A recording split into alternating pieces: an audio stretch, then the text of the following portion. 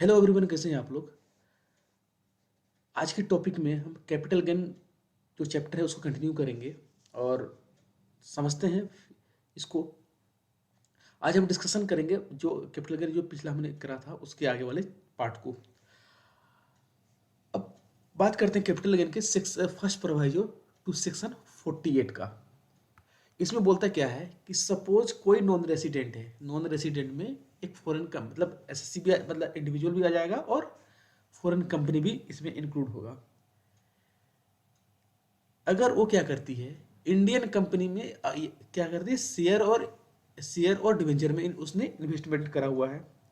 और जो जो शेयर और डिवेंचर फॉरेन एसएससी या नॉन रेसिडेंट ने एक्वायर करा है उस किस करेंसी में करा है, वो फॉरेन करेंसी में परचेज करा है या तो री इन्वेस्टमेंट करा है। तो इस केस में क्या होगा कि हम जो कैपिटल गेन कैलकुलेट करेंगे इसको हम किस में कैलकुलेट करेंगे, पहले फॉरेन करेंसी में करेंगे कैलकुलेट, उसके बाद इसको इंडियन करेंसी में कन्वर्ट करेंगे। तो समझना है बात क्या को कि अगर कोई नॉन रेसिडेंट में कौन इंक्लूड होगा, इसको रिपीट करता हूं मैं। नॉन रेसिडेंट में foreign company including foreign company वो क्या करती है, अगर इंडियन कंपनी का शेयर डिवेंचर में इन्वेस्टमेंट करती है या इन्वेस्टमेंट करती है, इन्वेस्टमेंट या इन्वेस्टमेंट कैसे करेगी, किस मोड में करेगी, फॉरेन करेंसी में करेगी। तो इस केस में क्या करेंगे, हम कैपिटल गेन जो कैलकुलेट करेंगे वो फॉरेन करेंसी में करेंगे और फॉरेन करेंसी को कैपिटल गेन कंप्यूट होने के बाद उसको हम क्या करेंगे, इंडियन करेंसी में रिकन्वर्ट करेंगे। अब अब यहाँ पर एक क्वेश्चन आता है कि हम जो फॉरेन करेंसी में कन्वर्ट करेंगे हमारा रेट क्या होगा। तो इसमें जो हम करते हैं क्या कि जो हम टेलीग्राफिक ट्रांसफर बाइंग रेट, जिसको हम शॉर्ट में TTBR बोलेंगे, और टेलीग्राफिक ट्रांसफर सेलिंग रेट, इसको हम क्या बोलेंगे, TTSR शॉर्ट में। ये दोनों का average on the date of purchase. अब इसका समझते हैं क्या, पहला तो हम क्या करते हैं यहाँ पर cost of full value of consideration, full value of consideration, इसमें से लेस क्या करेंगे, ट्रांसफर एक्सपेंसेस, इसमें से हम लेस क्या करेंगे, कॉस्ट ऑफ इक्विजिशन। ये हमारा क्या आ जाएगा, कैपिटल गेन। कैपिटल गेन आ जाएगा हमारा ये। हम क्या करेंगे जब हम सेल करेंगे इसको, इस जब अपना जो शेयर और डिवेंचर जो फॉरेन नॉन रेसिडेंट एसएससी का है, अगर जब हम उसको सेल करेंगे तो क्या करेंगे, उसको जो टेलीग्राफिक ट्रांसफर बाइंग रेट और टेलीग्राफिक ट्रांसफर सेलिंग रेट को हम एवरेज लेंगे on the date of transfer. On the date of transfer जिस दिन हम इसको सेल कर रहे हैं, अगर कोई नॉन रेसिडेंट आपका क्लाइंट आ गया, सपोज कोई नॉन रेसिडेंट क्लाइंट आ गया, वो बोलेगा जी हमारा कंप्यूट कीजिए कैपिटल गेन। अगर उसने क्या करा है, शेयर और डिवेंचर में इन्वेस्टमेंट करा है, ये शेयर और डिवेंचर किस कंपनी का, इंडियन कंपनी में अगर इन्वेस्टमेंट करा है, अगर उसने वो शेयर और डिवेंचर किसने फॉरेन करेंसी में एक्वायर करी है, तो आपके पास एक समस्या आ जाएगी, इसको कंप्यूट कैसे करना है। तो वही समझते हैं हम। इसको क्या करेंगे, फुल वैल्यू ऑफ कंसिडरेशन को जो TTB और TTSR में हम इसको क्या करेंगे, एवरेज करेंगे। एवरेज क्या होता है, जो selling rate TTSR plus TTPR buying rate, इसको डिवाइड बाय 2 कर देंगे, एवरेज निकल गया हमारा। उसको कन्वर्ट करेंगे, उसके बाद जो ट्रांसफर एक्सपेंसेस होगा उसको सेम जिस दिन हम ट्रांसफर कर रहे हैं सिमिलरली हमको क्या करेंगे, TTBR telegraphic transfer buying rate और TTSR telegraphic transfer selling rate पे हम इसको on the date of transfer पे क्या करेंगे, इसको कन्वर्ट करेंगे। इसमें ये हम क्या होगा, इसको किस में कन्वर्ट कर रहे हैं, इंडियन करेंसी में, मतलब फॉरेन करेंसी में कन्वर्ट कर रहे हैं। ये जो कन्वर्जन है जो हमारा हो रहा है, ये हम किस में कर रहे हैं, ये जो हमारा कन्वर्जन हो रहा है फॉरेन करेंसी में कर रहे हैं हम कन्वर्जन। इसको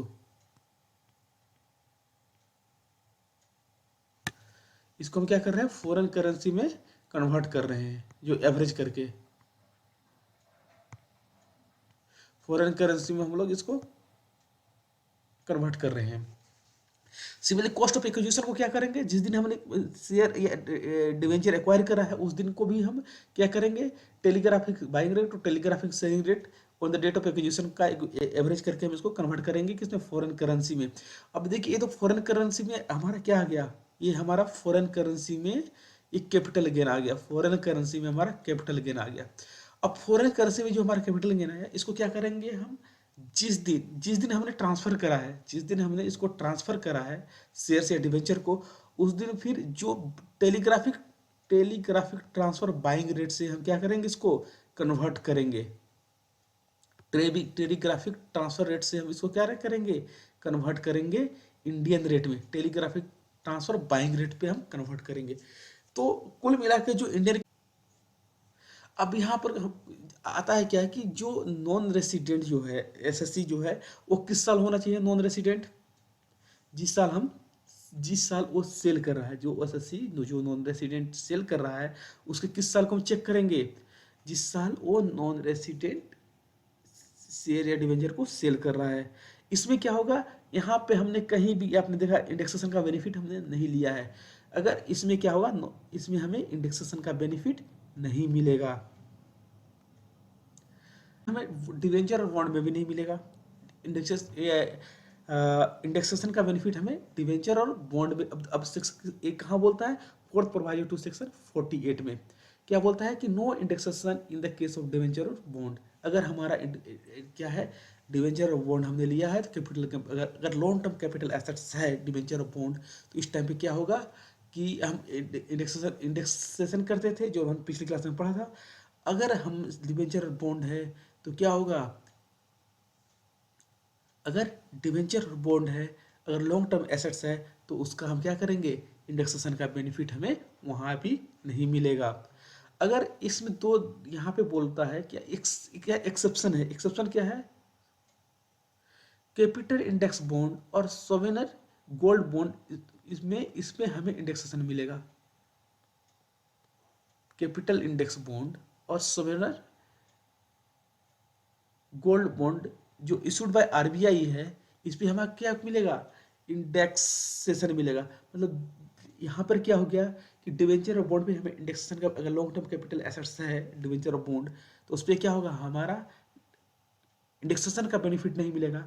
बट अगर क्या है हमारा, अगर हमारा जो बॉन्ड है कैपिटल इंडेक्स बॉन्ड है या सोवेनियर गोल्ड बॉन्ड है, वो किसके द्वारा इशू किया गया है, आरबीआई के द्वारा, तो इस केस में क्या होगा, हमें इंडेक्सेशन का बेनिफिट मिलेगा, क्योंकि एक्सेप्शनल केस है यहाँ पर। अगर अब देखिए, अब यहाँ पर क्या हो गया कि अगर सोवेनियर गोल्ड बॉन्ड जो आरबीआई के द्वारा इशू किया गया है, इस पे अगर कोई इंडिविजुअल क्या करता है, रिडेम्पशन करता है, अगर अगर इंडिविजुअल क्या करता है, इसका रिडेम्पशन करता है, तो रिडेम्पशन पे कोई कैपिटल गेन नहीं लगेगा। अगर उसको क्या करता है, ट्रांसफर करता है बिफोर मैच्योरिटी, तो उस पर कैपिटल गेन अप्लीकेबल होगा। इंडिविजुअल देखिए यहाँ समझने वाली बात है कि सोवेनियर गोल्ड बॉन्ड में तो समझ में आएगा एक्सेप्शनल केस है, इसमें हमें इंडेक्सेशन का बेनिफिट मिलेगा।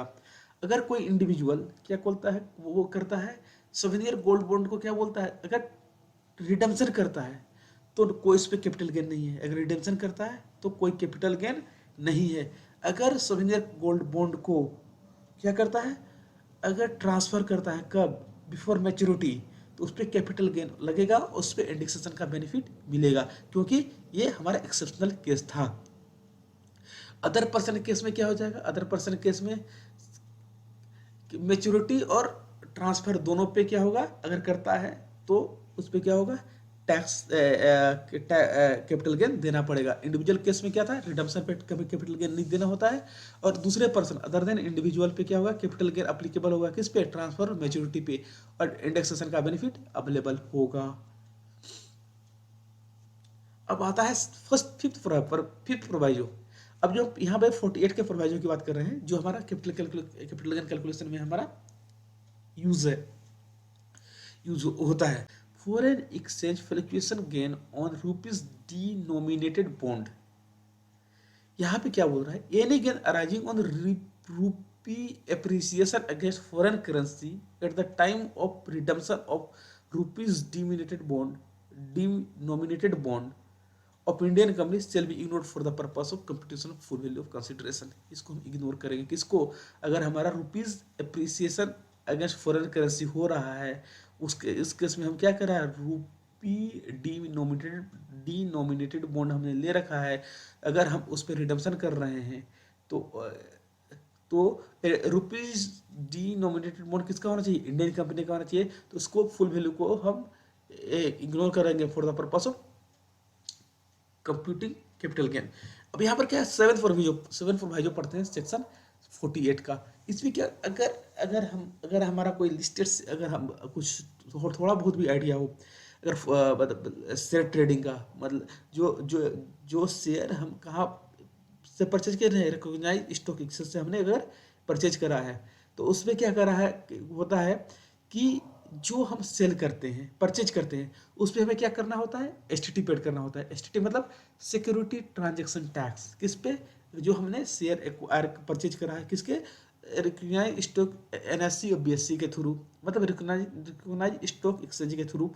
तो उस पर क्या होता है कि जो जब शेयर परचेज करेंगे तो हमें टैक्स पे करना पड़ता है। टैक्स कौन सा, किस नाम से जाना जाता हो? सिक्योरिटी ट्रांजैक्शन टैक्स के नाम से जाना जाता है। अगर security transaction tax purchase sale पे हम वो नहीं अलाउ नहीं होता है, हमें कैपिटल गेन कंप्यूट करते समय उसको अलाउ नहीं होता है। क्यों? किस कहाँ बोला गया है? 7 प्रोवाइजर टू सेक्शन 48 में।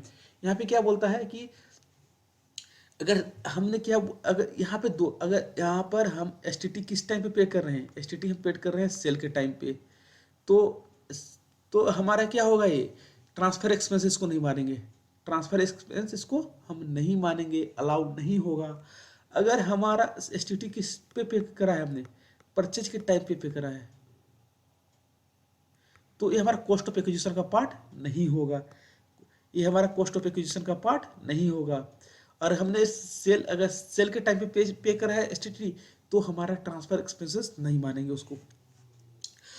अब बात करते हैं सेक्शन क्या, सेक्शन सेक्शन कौन सा, section 55 of income tax act, cost of acquisition और कॉस्ट ऑफ इम्प्रूवमेंट।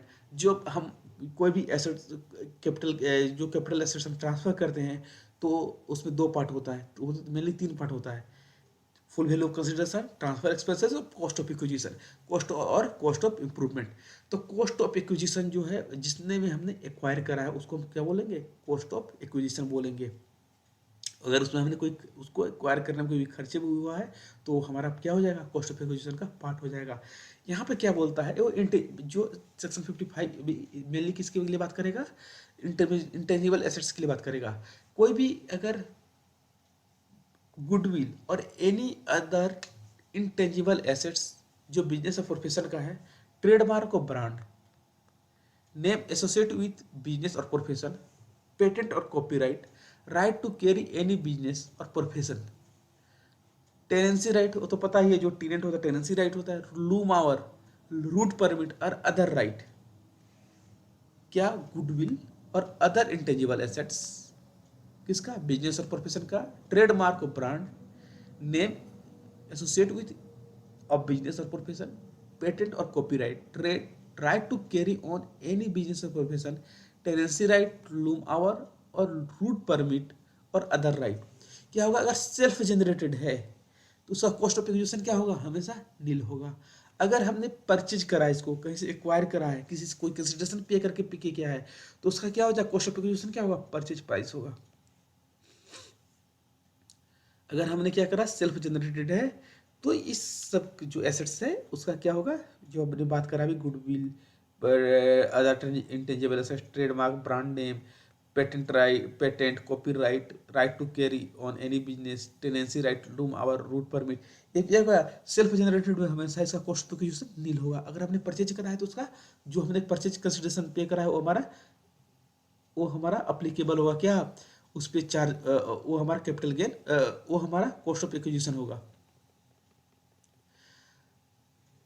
अब इसमें क्या है कि अब इसमें fair market value as on date of 1 April 2001 not available in case of above assets.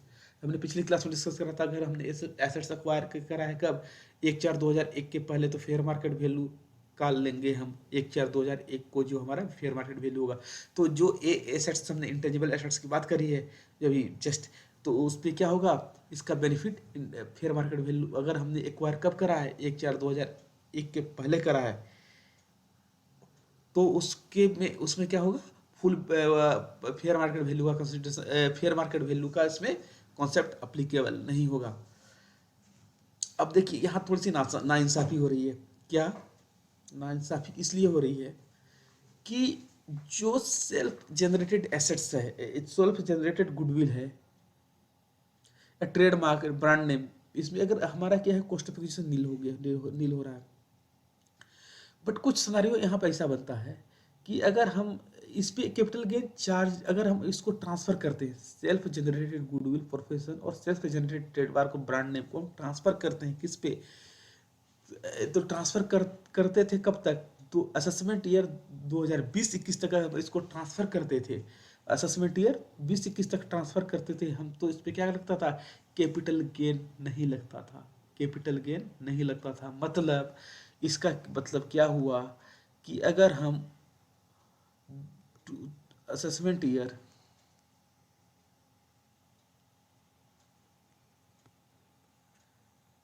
Assessment year 2021-22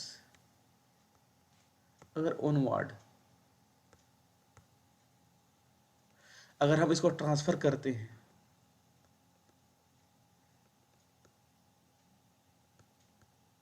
इस पे क्या लगेगा हमारा कैपिटल गेन चार्ज, किसका, सेल्फ जनरेटेड गुडविल और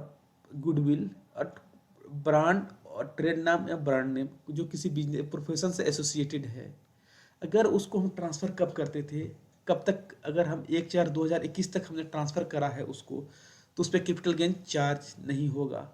अगर हम इसका ट्रांसफर असेसमेंट ईयर 2021-22 ऑनवर्ड्स करते हैं, तो उसका ट्रांसफर पे हमें कैपिटल गेन चार्ज होगा। तो यहाँ समझते क्या है, यहाँ रूल 8A और सेक्शन 45 सब सेक्शन 4 के अकॉर्डिंग ये अप्लीकेबल होता है। इसमें क्या होता है कि सब इसको समझते हैं कि कोई प्रोफेशन है, कोई प्रोफेशन है, पार्टनरशिप फॉर्म है, कोई पार्टनरशिप फॉर्म है, सीए फॉर्म है,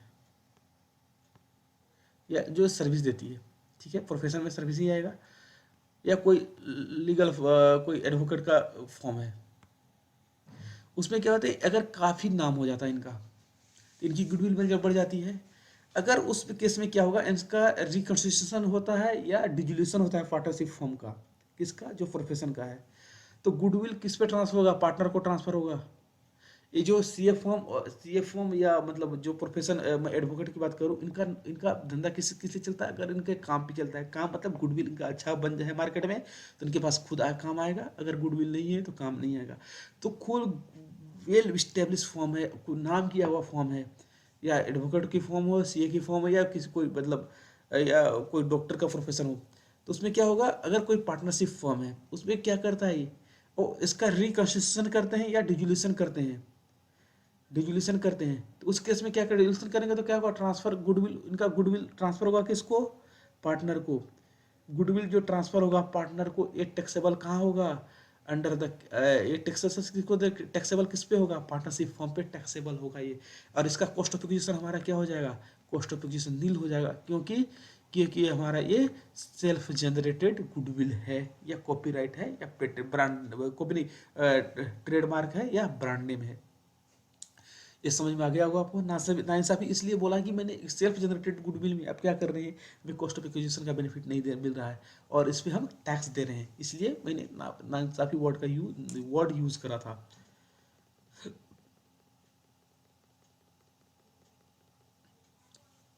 अब पढ़ते हैं क्या, इन case of goodwill in respect of, अगर हम समझते क्या है, अगर हमारा फाइनेंशियल ईयर 2019-20 तक अगर हमने क्या करा, इस पर डिप्रिसिएशन क्लेम करा है, डिप्रिसिएशन क्लेम करा है किस पे, गुडविल पे, तो कॉस्ट ऑफ एक्विजिशन क्या हो जाएगा, cost of acquisition less depreciation. हमारा जो कॉस्ट ऑफ एक्विजिशन क्या होगा, जो इसका हमारा जो हम इसमें क्या करेंगे, जो हम कॉस्ट ऑफ एक्विजिशन जो इसमें कंप्यूट करेंगे, इसमें हमने purchase price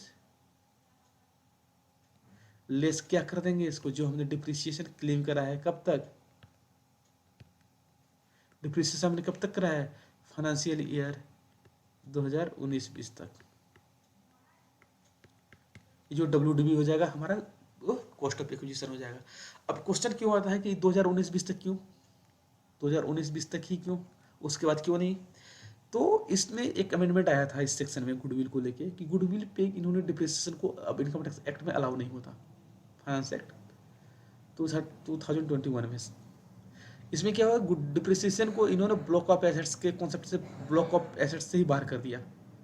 block of assets जो कंप्यूट करते हैं, देखते हैं हम किस पे, डिप्रिसिएशन चार्ज करते टाइम इनकम टैक्स एक्ट में, इसमें ब्लॉक ऑफ एसेट्स से इन्होंने इसको गुडविल को बाहर कर दिया है, अलग कर दिया है। इसलिए गुडविल पे क्या होता है, डिप्रिसिएशन चार्ज दो फाइनेंशियल ईयर 2020-21 के बाद 2021 ऑनवर्ड्स डिप्रिसिएशन पे गुडविल चार्ज नहीं होता है। इसलिए क्या करा यहाँ पे, कॉस्ट ऑफ एक्विजिशन में इन्होंने क्या करा है, डिप्रिसिएशन को जो हमने परचेज प्राइस में डिप्रिसिएशन को लेस करने के बाद कब तक, up to previous year financial year 2019-20 तक हमारा ये अलाउ करेंगे, उसके बाद अलाउ नहीं करेंगे, क्योंकि उन्होंने टैक्स एक्ट में अमेंड हो गया है। अब हमारे पास क्या है, अब हमारे पास हम कॉस्ट ऑफ एक्विजिशन की बात कर रहे हैं यहाँ पर। तो कॉस्ट ऑफ एक्विजिशन हम समझ में आ गया, गुडविल ट्रांसफर अगर हम कर रहे हैं, डिप्रिसिएशन हमने फाइनेंशियल ईयर 2020-21 तक, फाइनेंशियल ईयर 2019-20 तक हमने अगर डिप्रिसिएशन क्लेम करा है, इसका बेनिफिट हमें मिल जाएगा और परचेज प्राइस से इसको लेस कर देंगे। अब कॉस्ट ऑफ एक्विजिशन में बात करते हैं बोनस और राइट सिक्योरिटीज़ की, बोनस शेयर्स और सिक्योरिटीज़ की बात करते हैं।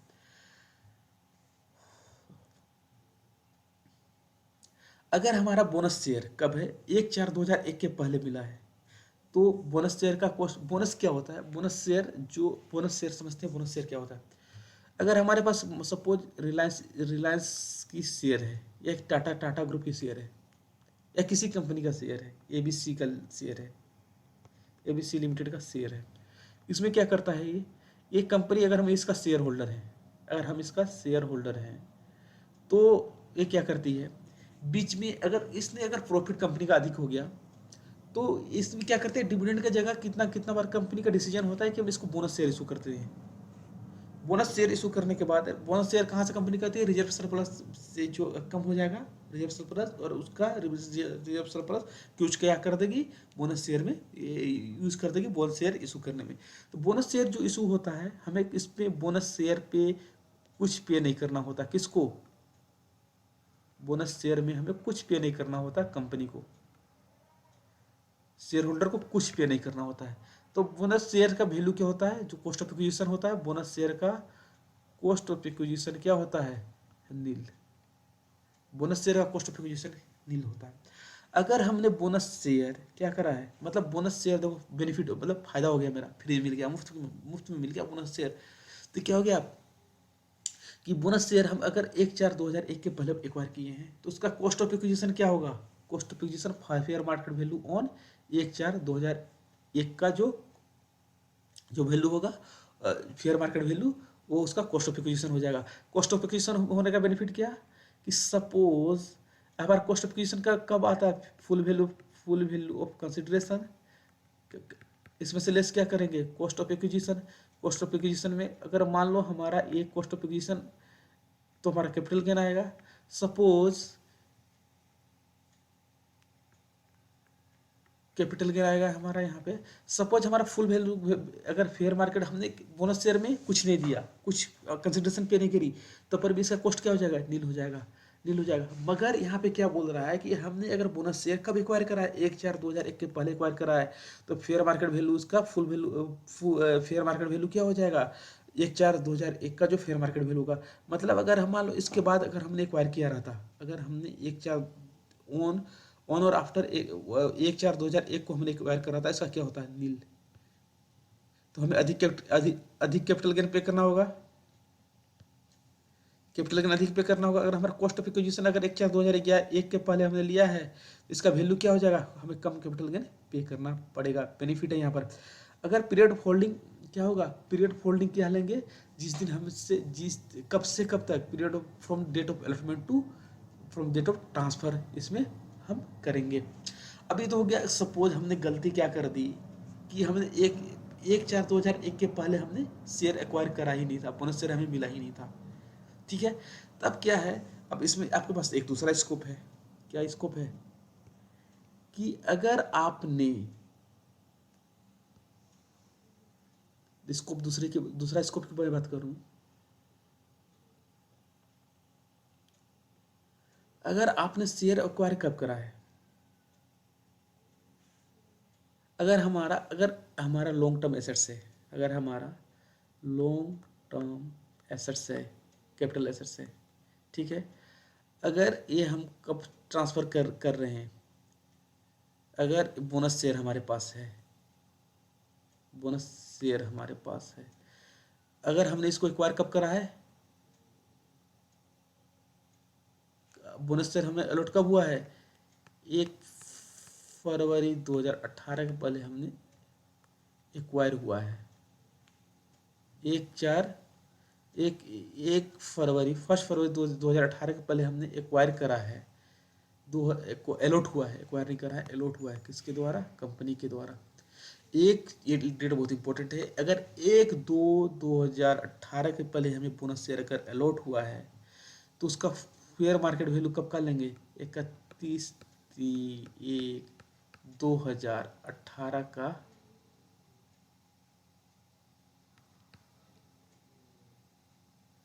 31, अगर हमारे बोनस शेयर हमें कब हुआ मिला है, 1/4/2018 के पहले अलॉट हुआ है, अगर हम तो उस केस में क्या करेंगे, तो अगर हम फेयर मार्केट वैल्यू कब का लेंगे, 31 जनवरी 2018 का हम फेयर मार्केट वैल्यू लेंगे, फेयर मार्केट वैल्यू लेंगे इसका, पीरियड फोल्डिंग, ठीक है। ये हो गई स्टोरी आपकी। अब राइट की बात करते हैं, राइट शेयर का, राइट शेयर सिक्योरिटीज को एक किसका पार्ट चल रहा है, हमारा कॉस्ट ऑफ एक्विजिशन का ही पार्ट चल रहा है।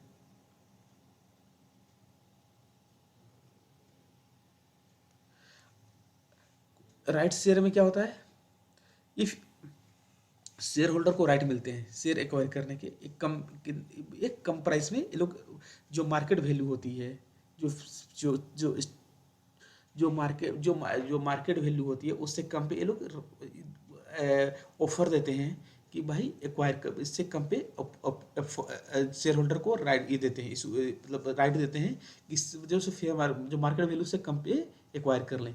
तो कितना बार होता है कि मान लो कि शेयर होल्डर इस राइट को अवेल कर लेता है, या कितना बार होता है कि जी हमें शेयर नहीं लेना है, राइट को रिनाउंस कर देगा।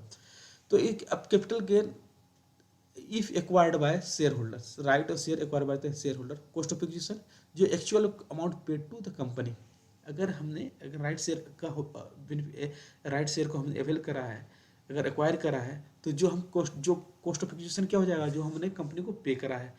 कैपिटल गेन क्या हो जाएगा, इसमें कैपिटल गेन क्या हो जाएगा, if acquired 1/4/2001, if acquired right share किसमें 1/4/2001 के बाद हमने एक्वायर करा है, तो जो कैपिटल गेन क्या हो जाएगा, जो रिनाउंस अगर हम कर देंगे अपने राइट को, जो रिनाउंसमेंट पे हमें जो जो जो अमाउंट मिलेगा वो हमारे क्या हो जाएगा, फुल वैल्यू ऑफ कंसिडरेशन, और इसमें कॉस्ट ऑफ एक्विजिशन क्या होगा, जो राइट हमें मिला था, मैंने बोला जी हमें ये राइट चाहिए ही नहीं, मैं शेयर लूँगा, अपने राइट को मैं रिनाउंस कर रहा हूँ, मतलब कंपनी कहीं और इसको किसी और शेयर होल्डर को अलॉट कर देगी बाहर की। तो उसके क्या होगा, जो रिनाउंसमेंट का जो प्राइस है हमारा फुल वैल्यू ऑफ कंसिडरेशन हो जाएगा, और कॉस्ट ऑफ एक्विजिशन हमारा नील हो जाएगा। तो मतलब जितना रिनाउंसमेंट प्राइस है उस पर हमें कैपिटल गेन पे करना पड़ेगा। पीरियड ऑफ होल्डिंग क्या हो गया, offer date to renouncement date, period holding क्या हो जाएगा यहाँ पर, offer date to renouncement date. अब यहाँ पे कितना होता है क्या कि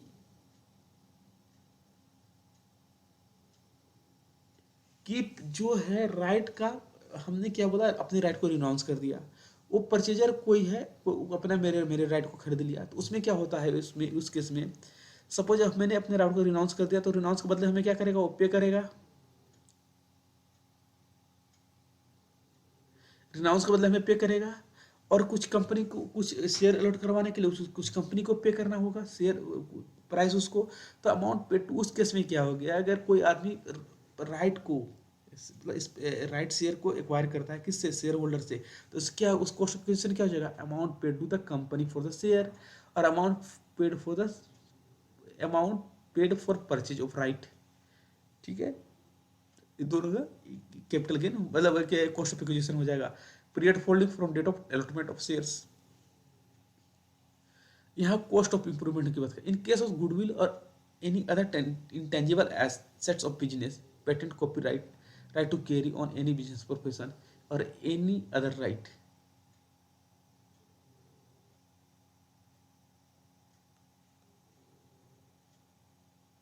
कॉस्ट ऑफ इंप्रूवमेंट में एक क्या हो जाएगा, हमारा क्या हो गया, गुडविल का नहीं मिलेगा या कुछ दूसरा इंटेंजिबल एसेट्स का हमें क्या होता है, कॉस्ट ऑफ इंप्रूवमेंट नहीं मिलता है, पेटेंट का नहीं मिलेगा, कॉपीराइट का नहीं मिलेगा, right to carry on business profession का हमें नहीं मिलेगा, और कोई दूसरा राइट इसका हमें कॉस्ट ऑफ इंप्रूवमेंट नहीं मिलता है। कॉस्ट इंप्रूवमेंट हमने क्या करा, पिछले क्लास में हमने डिस्कशन करा था, अगर कोई दूसरा एसेट्स है other than intangible assets discuss जो हमने अभी करा ये वाला, इसके बाद अगर कोई दूसरा एसेट्स है, कैपिटल एक्सपेंडिचर कब हुआ है, अगर हमने इनकर्ड करा है, 1 या 2 हज़ार के बाद हमने इनकर्ड करा है, तो उसमें हमें कॉस्ट ऑफ एक्विजिशन मिल जाए, कॉस्ट ऑफ इंप्रूवमेंट हमें का बेनिफिट मिल जाएगा।